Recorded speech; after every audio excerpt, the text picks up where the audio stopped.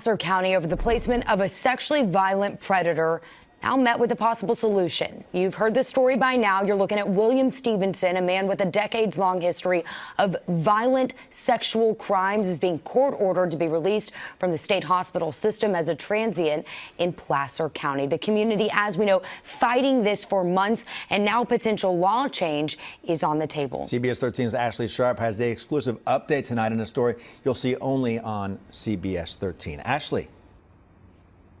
Hey guys, well, as you mentioned, this case that's driven so much debate could now result in state law change. At least that's the hope of the assembly member who authored this new bill, which says the release of sexually violent predators as transients into California communities is a misinterpretation of the existing law. That's why the new bill calls for a more strict definition of acceptable housing for these offenders, saying that their release needs to be better defined.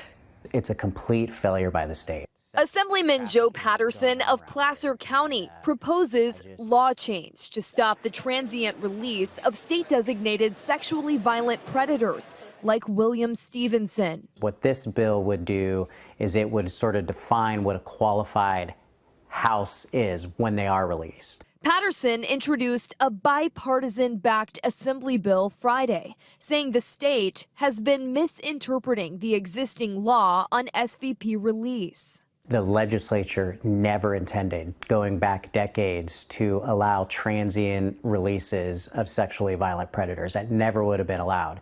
Stevenson is a repeat sexual offender who reoffended on child porn charges. His pending release has driven heated debate. Frankly, I wish they were never released.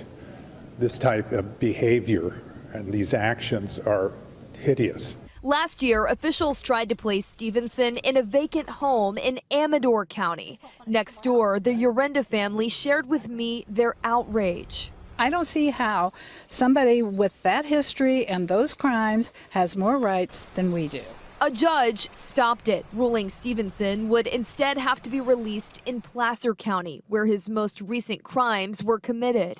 Having somebody like this released in our community is egregious. But state contractors say they couldn't find Stevenson suitable housing. So the court granted Stevenson transient release with an RV or vehicle, even though the state admitted in court SVPs on transient release fail 50% of the time. 50% of them fail. Why would we continue to allow that? Stevenson told a judge in his own defense, if lawmakers think transient release isn't safe, they should write that language into law. Patterson with the push to make it happen. Now, after months of conversation and hearings, it still has not yet been decided where exactly in Placer County Stevenson will be released as a transient in this RV. The next public hearing about that matter is on Monday. And Ashley, getting back to this particular piece of legislation, we know that the legislative process is not a clear-cut one. It can often be messy. Is there any sense that this particular bill could actually have an impact on Stevenson's particular case? Well, Steve, that's a great question, and that is one that I asked Assembly Member Patterson. Basically, they hope so. That's the best answer that we can get there because, as you know, the legislative process can move forward kind of slowly, but they're hoping to add what's called an urgency clause to this bill, which means if it's passed, it could become law within a few months. That just kind of puts it up on the priority list, essentially.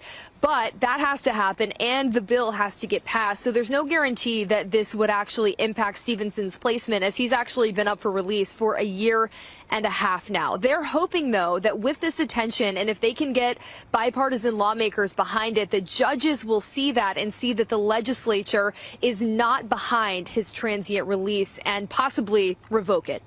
All right, a lot of moving parts in this one. So, all right, a very interesting update. Thanks for that, Ashley Sharp, live tonight in Placer County.